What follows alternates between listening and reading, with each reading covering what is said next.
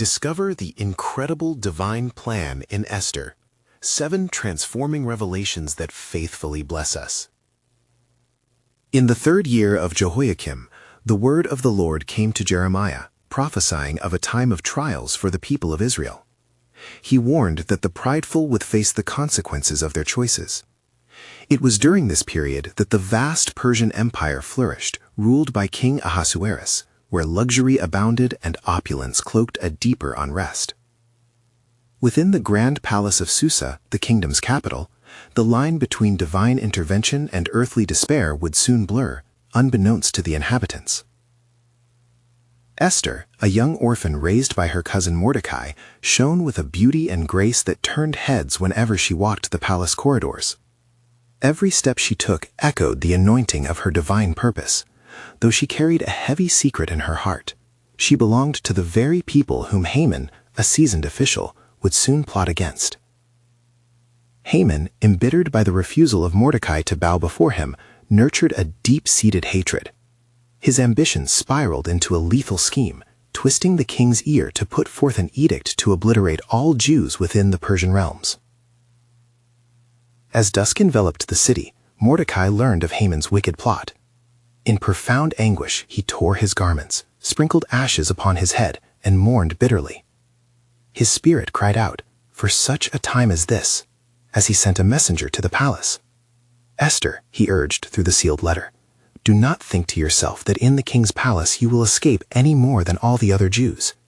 For if you keep silent at this time, relief and deliverance will rise." Esther received the message with trembling hands, her heart weighed down by the gravity of Mordecai's words. In that moment, time stood still, and she felt the pull of a divine calling entwining with her fate. "What must I do?" she pondered in prayerful silence, seeking guidance from the God of Israel who had watched over her, even in her orphaned plight. Days passed, and the tension in the palace grew like a shadow as Haman's cruel edict loomed over the Jewish people. Esther's heartache deepened as she understood the plight of her kin, and yet fear gripped her spirit. The law forbade anyone from approaching the king without being summoned. Courage may falter when faced with the possibility of death, yet within her, a spark of determination ignited. Gathering her resolve, Esther sent word back to Mordecai. "Go, gather all the Jews to be found in Susa, and hold a fast on my behalf. Do not eat or drink for 3 days, night or day. I and my maids will also fast as you do. Then I will go to the king, though it is against the law, and if I perish, I perish." Thus, in her surrender, Esther aligned her heart with the will of God, embodying the very essence of faith. As the solemn days of fasting commenced, the whispers of the community filled the air with urgency.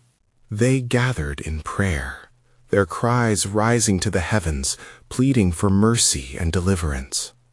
Mordecai, with ash still on his brow, walked among his people, rallying their spirits.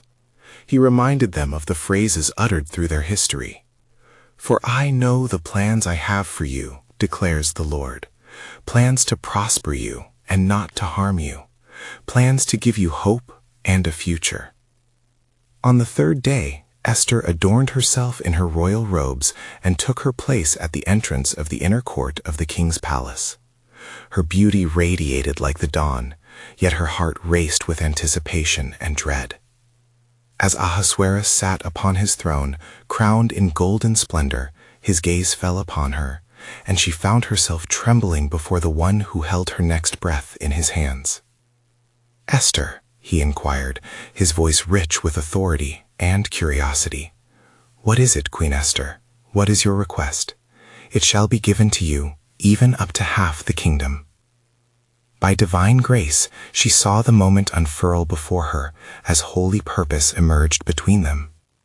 In that pivotal instant, she invited him to a banquet, carefully aligning her next steps with the unfolding of God's sovereign plan.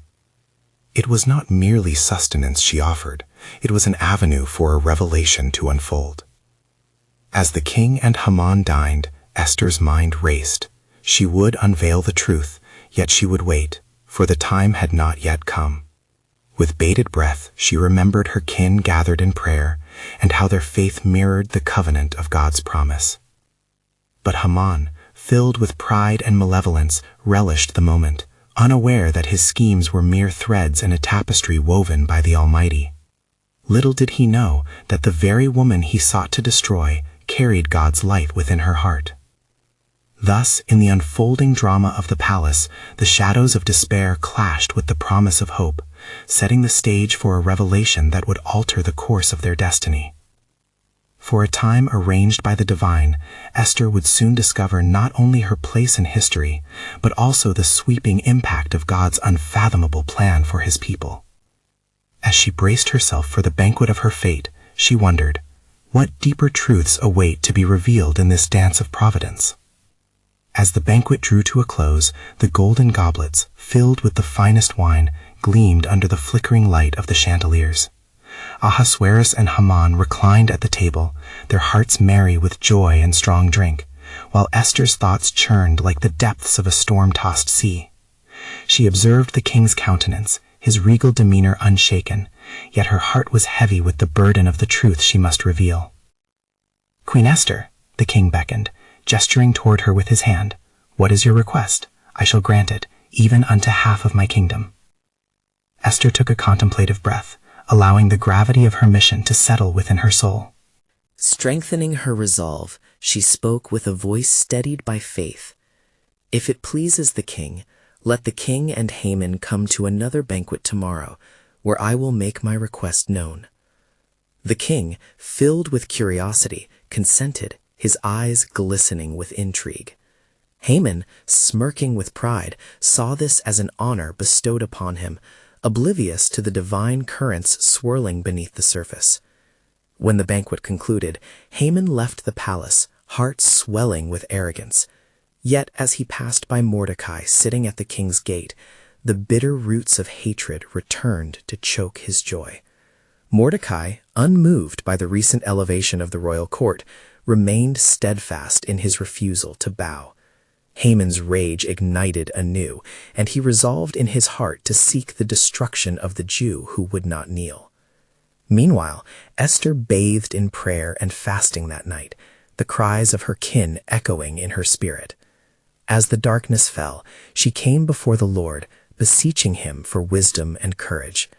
It was there, in the silence of her chamber, that she perceived the weight of her calling, feeling the pulse of hope beating for her people. On the following day, amid the aroma of fragrant spices, the banquet was prepared once more, and Esther stood ready. She wore her heart like an offering of incense, filled with the sweet fragrance of love for her people, and her resolve to stand before the oppressor. When the king and Haman entered, she observed their faces, a mask of festivity overshadowed by the dread of the revelation to come. Once again, as they reclined, the king asked, "Esther, what do you desire? I implore you to speak, for my heart is eager." With a whisper that trembled in the air, Esther revealed her truth. "If I have found favor in your sight, O king, and if it pleases you, grant me my life and the lives of my people, for we have been sold, I and my people, to be destroyed, to be killed, and to be annihilated." Ahasuerus' brow furrowed with confusion, and Haman's heart pounded in terror. "Who is it, and where is he, who has dared to do such a thing?" cried the king, his frustration mingling with righteous indignation. "It is this wicked Haman," Esther boldly declared, her words cutting through the tension like a sword. "He is the adversary, the enemy of our people." Fear gripped Haman as the weight of his treachery crashed upon him. The king's eyes burned with fury, and the winds of fate turned, propelled by the sovereign hand of God. Now, in this moment of peril and revelation, the destiny of the Jews hung in the balance. Esther, standing as a beacon of hope, pondered not just the peril of this hour, but the divine tapestry unfolding. What would the king decree, and what salvation awaited her people? For in the echoes of the feast, one truth resounded. God had woven their deliverance into the very fabric of these events, yet the grand design was only beginning to reveal itself. How would his plan unfold, and what mighty purpose would be fulfilled through his faithful servant? As the silence hung thick in the air, Ahasuerus rose from his place, his countenance radiant with righteous anger. The banquet hall seemed to tremble with the weight of Esther's words, and all eyes turned toward the man who now stood ensnared in the web of his own pride. "Fetch me the executioners," Ahasuerus commanded, the authority in his voice shaking the hearts of those present. "What shall be done to this man who has dared to conspire against my queen and her people?" A pallor washed over Haman's face as he fell upon the ground before the king, his heart a cauldron of despair and dread. "O king, do not slay me. It was a vile plot, a poison in my heart that has led to this moment. I acted not as your servant, but as a fool consumed by envy." Then, in that decisive instant, the voice of the king rang clear, echoing through the hallowed halls. "You shall receive the justice you have earned." Haman trembled, feeling the bitter sting of betrayal penetrate deeper than the knives of his own deadly scheme. Esther's heart pounded, and she felt the divine hand guiding her every breath. "Let it not end here, O king. Let not the blood of the innocent be upon your hands," she implored, emboldened by her spirit and the fervent prayers of her people. "What shall I do, O queen?" Ahasuerus, captivated by her unwavering resolve, turned with a gaze that now held both the fury of a lion and the tenderness of a shepherd. "Let a decree be issued to undo this wickedness," she entreated. "Inform the people of your kingdom that the lives of the Jews shall not be claimed, that we may rise and defend ourselves on the day of peril that Haman has orchestrated."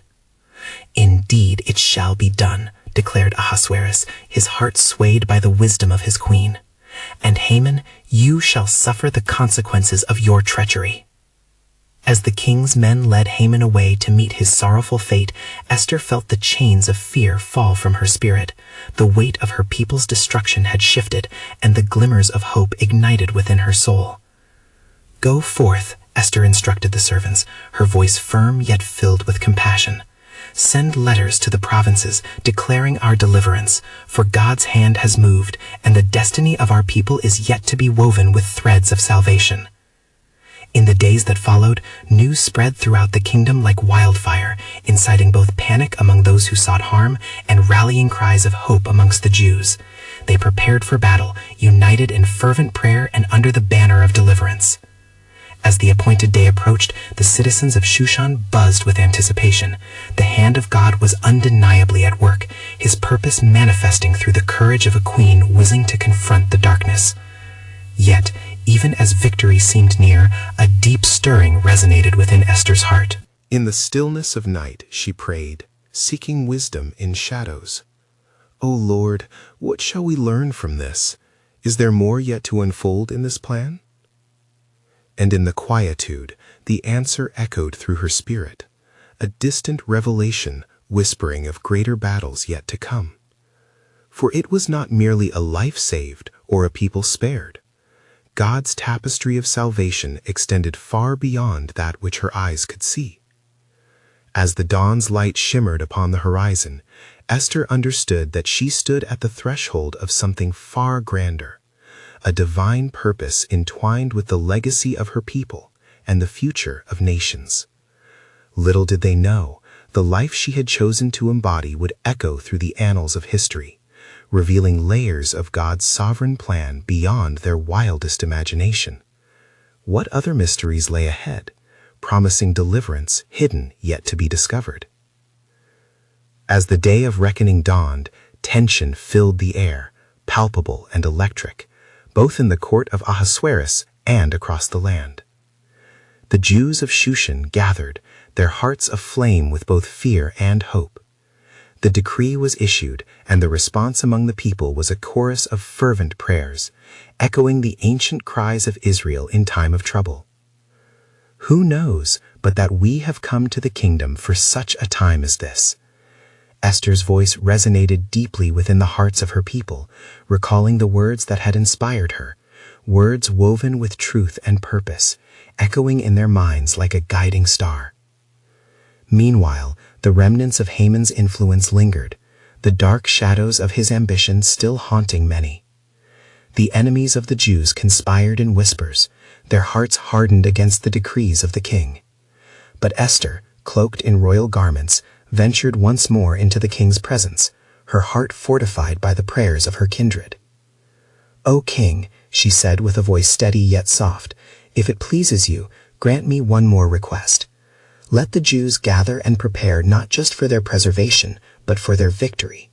For our lives are not merely stakes in a game of power, but threads in the divine tapestry woven by the Almighty." Ahasuerus, still shaken by the revelations brought forth, regarded his queen with admiration. "Esther, your wisdom is profound. It is as if the hand of God moves through you. Speak, and it shall be done." In that moment of clarity, Esther laid forth her plan, which was a blend of desperate hope and steadfast resolve. Ribbons of light danced along the horizon, hinting at God's unyielding providence. Let a day be appointed for the Jews to gather. Let them defend themselves against those who wish to see them perish, and in their victory may they proclaim the glory of the Lord. As her words fell upon Ahasuerus' ears, an oath was summoned and sealed with the king's signet. The decree rolled out, and the people reveled, their spirits lifted by the thoughts of deliverance. However, a cloud hung heavy above Shusher. Whispers of Haman's associates flared like embers in the night, plotting anew. "Though their numbers may swell, shall we not crush this uprising?" they hissed, their resolve darkening the skies. But God's hand was at work, weaving his plan unseen, as Esther and her people prepared for a battle that would not only save them, but reshape the very fate of generations. As the twilight hours descended, Esther sought solace and strength, returning to her place of prayer. "O Lord," she pleaded, "give me wisdom and courage for what lies ahead. Cast away the shadow of fear and replace it with boldness born from faith." In response, the air thickened and the room grew still. Through the sacred silence, a thought echoed within her, an understanding of God's greater plan unfurling before her spirit. Though victory was within grasp, battles not yet fought loomed on the horizon. Esther arose, emboldened, for she sensed that the confrontation was not solely against flesh and blood, but against powers unseen, against the very darkness that sought to extinguish the light. And as the sun dipped below the horizon, bringing forth night's cloak, the heart of a queen beat in time with the pulse of divine purpose. For Esther knew that in her hands rested not only the fate of her people, but the unfolding of a legacy entwined with God's unending covenant. The stage was set, the actors in their places, and the divine narrative poised on the brink of revelation. But what if, she pondered as she gazed into the depths of night, there lies even more at stake? What other mysteries shall unfold by his providence? As the dawn broke over Shushan, a new and decisive day awaited the people of God. The early sun cast its golden rays upon the city, bringing with it a sense of urgency and hope, a mingling of the sacred and the perilous. Esther, standing upon her balcony, looked out over the gathering multitude, her heart swelling with both anticipation and trepidation. For the day of deliverance was at hand, yet shadows of despair loomed in the hearts of many. "Children of Israel," she cried, her voice resonating across the square, "today we stand at the brink of both peril and promise. The decree has been issued, and our enemies prepare to strike. Let us remember his faithfulness unto our forebears, and call upon the Lord of hosts." A murmur of agreement flowed through the crowd, a tide of faith rising like a chorus of ancient warriors. Yes, they remembered the God who parted seas and brought down walls. They believed the promises given to Abraham, Isaac, and Jacob would manifest even now. Meanwhile, in the distant chambers of Haman, the atmosphere was thick with scheming malevolence. Haman, furious and emboldened by revenge, surveyed his plans with a besotted zeal. "They think they can rise against me. Let them gather. They are but sheep before the wolves," he seethed, rallying his allies. "We shall outnumber them. Our swords shall gleam with their blood." Yet, unbeknownst to Haman, the God of Israel was not idle. He was stirring the hearts of his people, and the trembling fingers of those in darkness were about to meet the reckoning of his light. As the day wore on, messages of divine courage spread like wildfire among the Jews. Mothers called to their children, reminding them of the stories of King David and the bravery of Joshua, while fathers prepared their hearts for the coming battle, teaching their sons the art of warfare steeped in righteous vengeance. All around, prayers rose as incense, and faith became both shield and spear. Esther, too, donned her garments not only of royalty, but of a warrior spirit.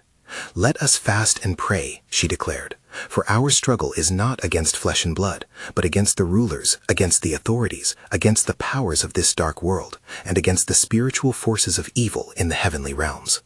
With each word, the resolve of her people strengthened as they sought the Lord in unity.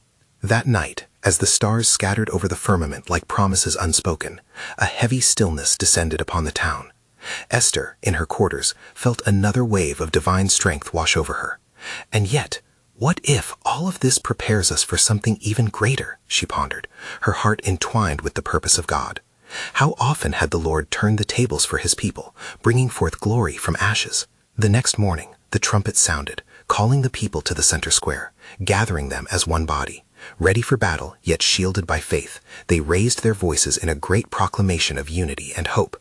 Signs and symbols of their covenant adorned their midst, reminding them of the enduring promise that God would never forsake his own. "Today is the day of the Lord," Esther declared once more, her resolute voice rippling through the assembly. "They may come against us in great numbers, but our God shall deliver us, for he sees us in our despair." And as the evening approached, the air was pregnant with anticipation. The moment was close at hand.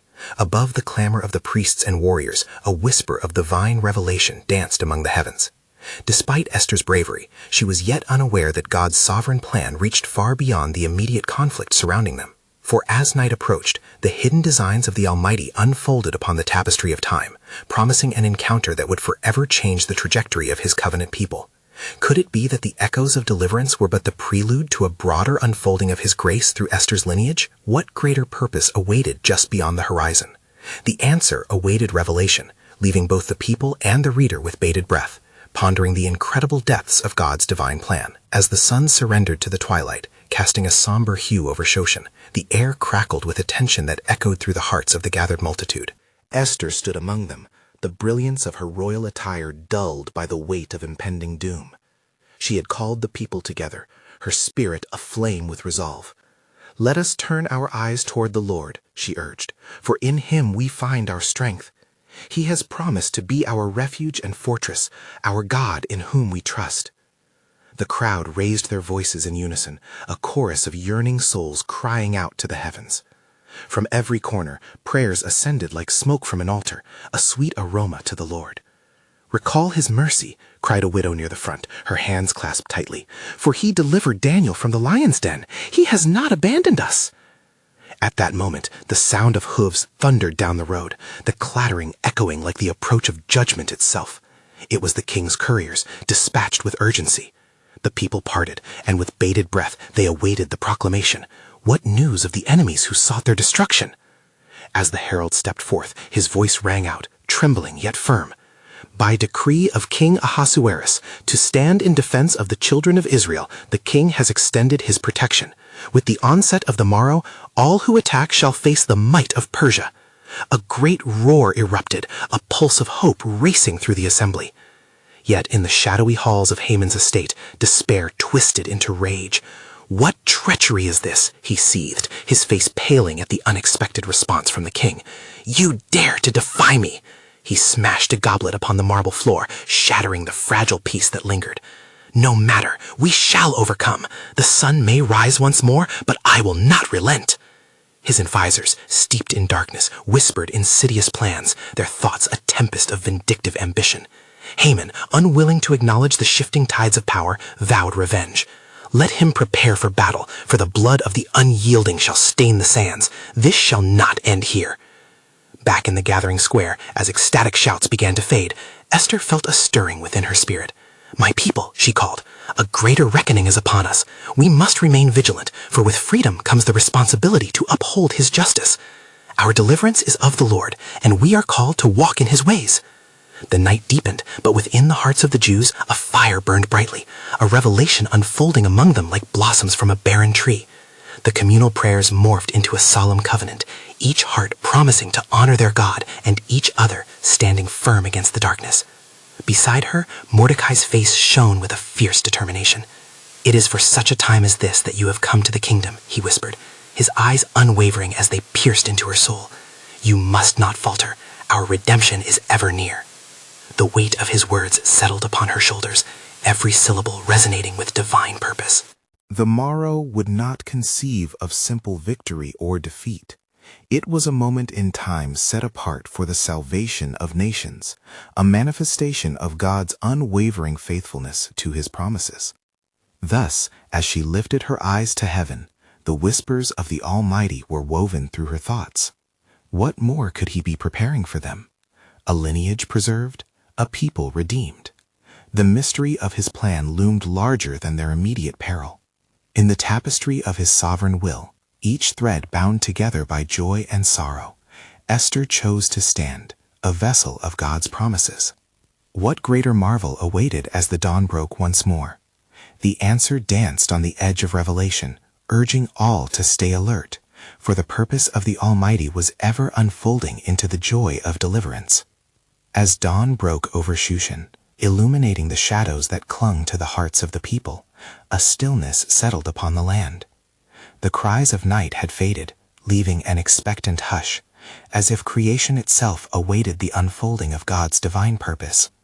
Esther, clothed in hope, rose at the first light, her heart a torrent of prayer.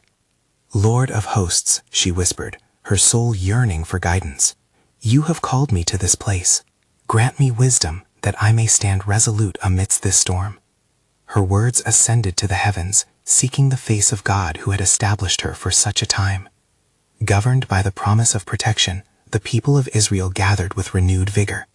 Mordecai, his voice steady as a battle horn, rallied their spirits. "Let us draw together, for our God is with us. We must not cower in fear, but march forward in faith. Though the enemy may be fierce, they cannot prevail against the hand of the Almighty." Their hearts, ignited by his declaration, echoed with strength as they prepared to face the day. Each family lent consequence to their voices, each prayer bolstering the collective faith that bound them together in their desperation. Meanwhile, in the chambers carved from stone, the king held a council with advisors who stood vigilant at the crossroads of destiny. "We have received word of the decree," one declared, desperation lacing his tone. "Haman is furious, and his heart festers with revenge. What shall we do in face of his wrath?" Ahasuerus, troubled yet resolute, contemplated the consequences of his decisions. "It is not only the lives of the Jews at stake, the very stability of my reign hangs in balance. If Haman's game is not thwarted, chaos will reign." In a moment of divine insight, he turned to his chief advisor, the trusted Zeresh, Haman's wife, who had observed the turmoil within her husband. "What counsel do you provide?" With a glint of cunning, she replied, "Have a gallows built high, where Haman may hang Mordecai. In such manner you will sever the head of their rebellion swiftly, and show all who would dare rise against your rule the futility of and cause." The king nodded, considering her treacherous words. "Let it be so. Thus I shall send word for the gallows to be erected." Back at the Assembly of Israel, the day grew heavier with the weight of impending confrontation. Esther sensed the urgency, yet it was amidst the clamor of the gathering that she found her moment to speak. She bared her soul openly to the multitude. "My friends, today is not merely a struggle for survival, but a testament to our God's unwavering promise. We shall not falter nor retreat, for the battle is His. As it is written in Exodus 14:14, "The Lord will fight for you. You need only to be still." As she spoke, the breath of the crowd caught, every eye fixed upon her, drawn to the fierce faith radiating from her countenance. They clasped hands, hearts unified under the banner of their covenant God, and their fervent prayers echoed like a mighty river flowing to the heavens. Yet, unbeknownst to them, the darkness of Haman's heart brewed revenge, and the gallows rose above the city, proclaiming his malevolent intent. God's design, however, was far beyond the construction of timber and dreams of vengeance. The cool air twisted, carrying whispers of yet-to-be-revealed truths. As Esther prayed fervently and Haman plotted relentlessly, the sovereign plan of the Lord began to unfold, promising redemption in the very heart of despair. What lay beyond the horizon of that pivotal day? The hearts of the faithful throbbed with anticipation, for the mysteries of the divine were ever present, drawing them closer to the climax of His purpose. Would God's deliverance shine brighter than the dark thrall of wicked ambition? As the sun ascended fully, casting its golden glow upon Shushan, a palpable tension filled the air, thickening with the weight of fate. Resolute, Esther rose once more and prepared herself for the moment she had dreaded yet anticipated. The fate of her people, like a tightrope stretched over an abyss, depended on her courage. "Gather the people," she instructed, her voice a blend of firmness and gentleness. "We must fast and pray for 3 days. Do not eat or drink, for the mighty hand of God will guide our next steps." Uncertainty loomed heavily, yet within she felt the embers of divine assurance glow brighter. This was not merely a battle for survival, but a profound act of faith, an echo of the call to trust the Lord. As the days wore on, the assembly of Israel, clothed in sackcloth and ashes, devoted themselves to prayer. Their supplications rose like incense to the heavens. Mordecai, his heart steadfast, wandered amongst the faithful, reminding them of the stories from their forefathers, the great exodus from Egypt, the walls of Jericho, and Daniel in the lion's den, each tale a testament to God's unfailing love and intervention. In the royal palace, the atmosphere was fraught with darkness and treachery. Haman, swirling in a tempest of malice, remained fixated on his wicked plot. He observed the gallows being constructed, each beam a testament to his fury and pride, and he savored the impending doom he believed awaited Mordecai. His laughter echoed ominously in the halls, but all the while a shadow of unease flickered in his heart. That evening, Esther, garbed in regal finery, yet burdened with the weight of her mission, approached the king's throne. The double doors swung open with an echoing creak, as if the heavens themselves held their breath. The king, seated upon his throne of ivory, turned his gaze upon her, and a mixture of delight and alarm gripped his heart. "What is it, Queen Esther?" he inquired, for he could see her countenance bore the marks of distress. "King Ahasuerus," she began, her voice steady yet imploring, "if it pleases you, grant me a favor. I have prepared a banquet. Come, bring Haman, and I shall reveal to you my request." Intrigued, the king nodded. Let it be so. And just as quickly, Haman was summoned, delighting in the prospect of dining with royalty. Esther prepared a feast adorned with the finest meats and wines, every detail crafted with intent. But as the evening unfolded, fear and faith clashed within her heart, each biting at her resolve. With each bite of food, the men exchanged pleasantries, yet Esther remained distant, her heart racing as if caught in a tempest. "What troubles you, dear queen?" The king's voice bore the weight of concern. "How can I bear to see my people suffer?" she finally implored, her voice a trembling whisper. "They are condemned, and I hold their fate in my hands." In that moment, the room seemed to stand still, as if the very air hung with the gravity of her words, laden with anticipation and dread. Haman's dark eyes gleamed with the unspoken, yet he feigned ignorance, drinking deep from his cup of deceit. As the night wore on, the king's patience thinned, his brow furrowing. "Speak plainly, Esther. What is your request? Your life's desire holds weight beyond this banquet." And then it happened, a divine moment of clarity, a morsel of courage sharpened in her spirit. Esther mustered her resolve, knowing her destiny was aligned with the unfolding plan of God. She would reveal Haman's malice, but first she would share her heart. With a deep breath, she cried out, "O king, if I have found favor in your sight, spare my life and the lives of my people. We have been sold to the destruction that Haman desires." The king's blood ran cold, rage igniting within as he turned his gaze toward Haman, who stood frozen, his face draining of color. The moment hung heavy in the air, the scales of justice tipped as God's sovereign plan began to unfurl with terrifying precision, revealing the depths of betrayal and the heights of divine mercy intertwined in the story of his chosen ones. What would be the outcome of this confrontation? The hearts of the Israelites, weighed down with prayer, awaited the response of their king. For within this evening's silence, the fate of their people hung by a slender thread, poised for redemption or doom. With each passing heartbeat, the knowledge of God's unfolding will loomed large, signaling that in the thick of peril, deliverance was just beyond the veil, waiting to be unveiled. As the unsettling silence enveloped the banquet hall, the tension thickened, a divine moment pregnant with anticipation. Esther locked her gaze upon King Ahasuerus, whose eyes flared with righteous fury as he turned towards Haman, the concealed architect of devastation. "What treachery is this?" he thundered, his voice echoing like a storm over the seas, demanding answers amidst the darkness. Haman, trembling like a leaf caught in a tempest, could scarcely muster the breath to respond. "O king," he stammered, heart constricting with panic, I am but your servant, and it is against the people that I have plotted. Yet I—" Before he could weave more deceit, despair seized him, and he fell to his knees before Esther, his wickedness laid bare. "Your wicked plots are revealed," she proclaimed, her voice unwavering, filled with divine authority. "This man seeks not just my life, but the annihilation of my people. We have been condemned because of his treachery, the very enemy who revels in your court." The king's face darkened as the truth sank in. "Who is this vile man?" he thundered, his heart ignited with the flames of justice. Esther pointed, her hand unwavering. "It is Haman, your most trusted advisor, the architect of our destruction." Haman's fate teetered upon the precipice of judgment, terror written across his face as Ahasuerus's fury enveloped him. "You plotted against my queen? Against her people?" The king's voice curled like the thunderous waves crashing against the shore, each word laced with divine justice. "Let it be known, there shall be no mercy. Fetch me the executioners." As loyal men surged forward with the swift authority of a judge's decree, Haman realized his fall was sealed.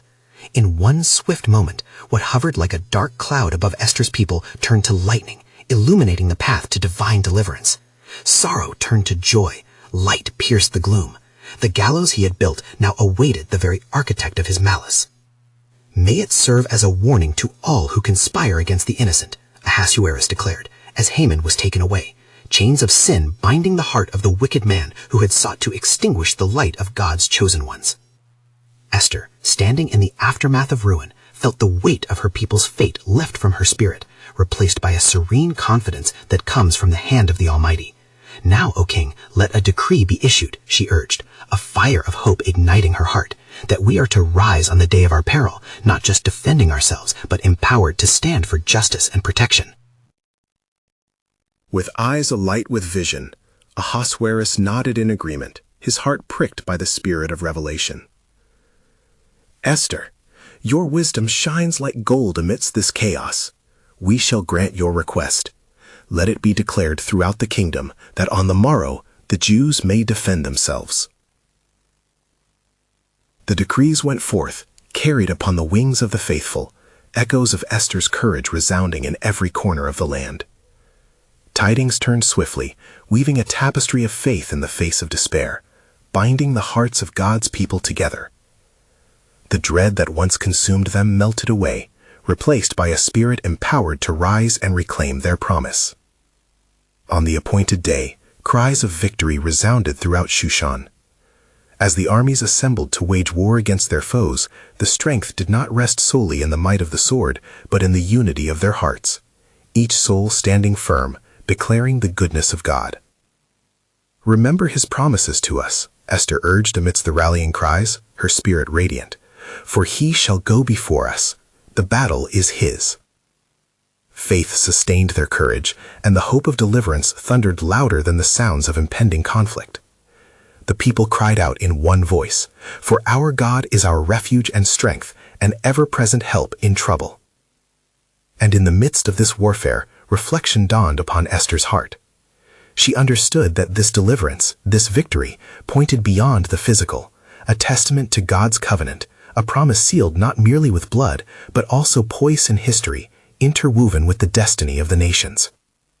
As the dust settled, not only was a decree of salvation marked, but a legacy established among the generations, for the life of Esther would echo through time as a beacon of unwavering faith and divine purpose. Thus, the book of Esther concludes with a celebration, not only of victory, but a festival ingrained in the memory of the people, Purim, a remembrance of how God turned tragedy to triumph and despair into joy. For as a community of believers, they emerged anew, a people preserved, their spirits emboldened, bound together by faith, forever etched in the annals of divine providence. Now, dear friends, you stand at the intersection of choice and courage. What will you do with this compelling truth? You need to subscribe now to stay connected to God's Word, that you may not miss the next powerful biblical stories that inspire and transform. Leave a like now to help spread God's Word through the algorithm, allowing His messages to reach souls yearning for truth. Share your spiritual reflections in the comments. We want to hear how this biblical story impacted your faith. And don't wait even one more second to share this powerful testimony. Share instantly with at least 5 friends who need to hear God's truth, for every soul deserves to know the beauty of deliverance. Together, let us rise as vessels of hope and channels of His divine light.